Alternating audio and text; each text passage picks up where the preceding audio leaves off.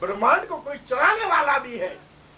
रसिया वाले, अमेरिका वाले, चाइना वाले जो स्टार्टिंग में उसका बाइकाट करते थे, आज झक बनाने पर मजबूर हो गए कि बनाने वाला कोई है।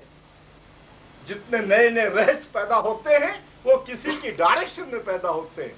कणु, अणु और परमाणु अपना स्वभाव आए दिन बदलते रहते हैं। जो कणु ने आज अपनी वो दिखला दी, 20 साल के बाद उसका स्वभाव बदल जाएगा, वो और कुछ दिखाएगा।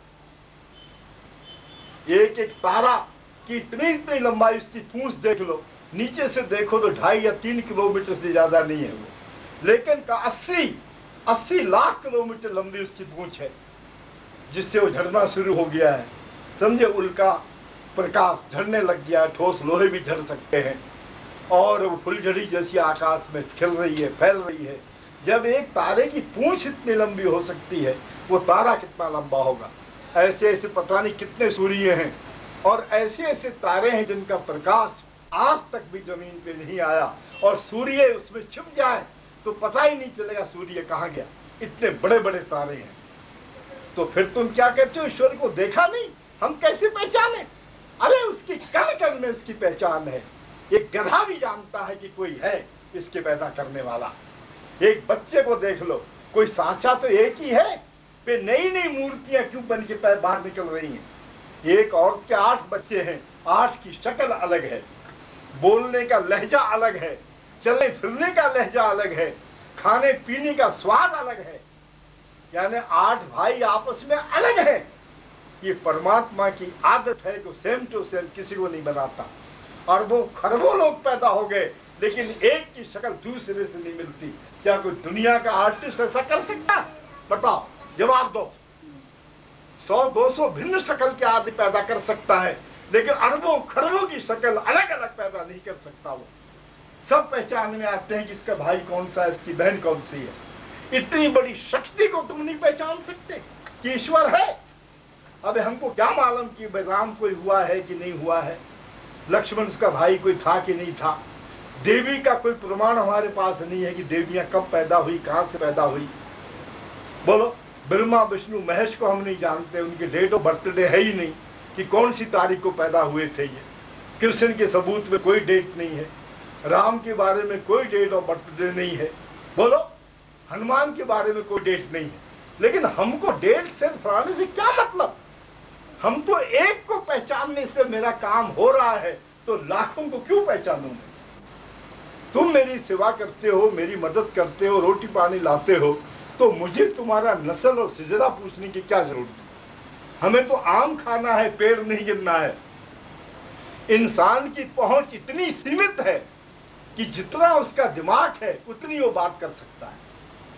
पहले लोगों की धारणा थी कि जमीन जो है वो अटल है, नहीं घूमती है। इसी बात को लेकर बड़े बड़े पादरियों को, बड़े बड़े लोगों को कत्ल किया गया, साइंटिस्टों को जिंदा जला दिया कि तुम खुदा की किताब में, उसके कानून में ऑब्जेक्शन करते हो। जो खुदा ने कह दिया कि जमीन नहीं है, साबित कर दिया कि पृथ्वी ही घूमती है सूर्य के इर्द गिर्द या अपनी धुरी पर, लेकिन सूर्य नहीं घूमता, ये धारणा उनकी गलत है। अगर अब गलत साबित नहीं हुई तो अगले 100 साल में गलत साबित हो जाएगी। अब मैं ये पूछना चाहता हूं कि तुमको सोचने का दिमाग किसने दिया? अरे वही तो खुदा है, वही तो ईश्वर है जिसके तुम मुख पे जूते फेंके, तुम पे थूके, तुमको मारे। जैसे मजनू के ऊपर लोग पत्थर फेंकते थे, ऐसे साइंटिस्ट के ऊपर पत्थर फेंके जा चुके हैं और फेंके जाएंगे।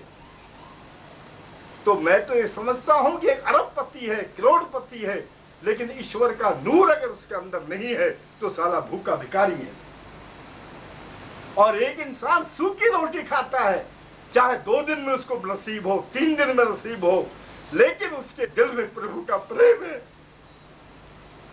जिसके दिल में उसकी इज्जत है, जिसके दिल में उसकी आस्था है, वो दुनिया के हर करोड़पति अरबपतियों से ऊंचा है और बढ़िया है।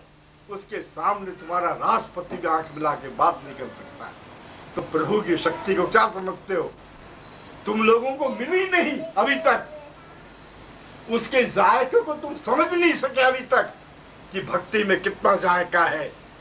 अगर ये किसी प्राणी को मिल जाए तो कौड़ियों के भाव अपनी संपत्ति को धूल में मिला दे। दे दे लोगों को और जंगल में कंबल बिछा के बैठ जाए। लेकिन कौन जानता है उसके नूर के स्वाद को, उसकी भक्ति के रस को? कौन जानता है, बताओ मुझे। जिसने जाना वो कपड़े फाड़ता हुआ जंगलों में निकल गया। अब उसकी शान, उसकी शक्ति भूखे दिलों के अंदर भी रोशनी पैदा कर देती है, भूखे पेटों को सुकून देती है, शांति देती है, बेसहारों को सहारा देती है। पहले उसके तरफ झुक के देख, एक कदम तू बढ़ाएगा 10 कदम वो तेरी तरफ बढ़ाएगा, और एक दफा तू उससे मुंह मोड़ेगा तो तेरे लिए अंधेरा ही अंधेरा है, फिर तुझको रोशनी नहीं मिलेगी। तो दुई को छोड़कर एक रंग हो जा, दुई को छोड़कर एक रंग हो जा, या सरासर मोम या संग हो जा। या तो पूरा नास्तिक बन जा और या धर्मात्म बन जा, आस्तिक बन जा। फिर देख कि पहले बेदम की तरह अपना गिरेबां चाक कर, पहले बेदम की तरह अपना गिरेबां चाक कर, और शौक से फिर देख जलवा बेहिजाब वाला मेरा। तू कहता खुदा है ही नहीं, कि है तो दिखता क्यों नहीं? अरे तू अपने गिरेबान को चाक कर ले, फिर देख तुझको दिखता है कि नहीं दिखता। क्यों जी? अब तुम हलवे खाओ, खीर खाओ, है मंगलसूत्र की मिठाइयां खाओ, और फिर कहो कि मुझे ईश्वर दिखता ही नहीं। कैसे दिखेगा वो?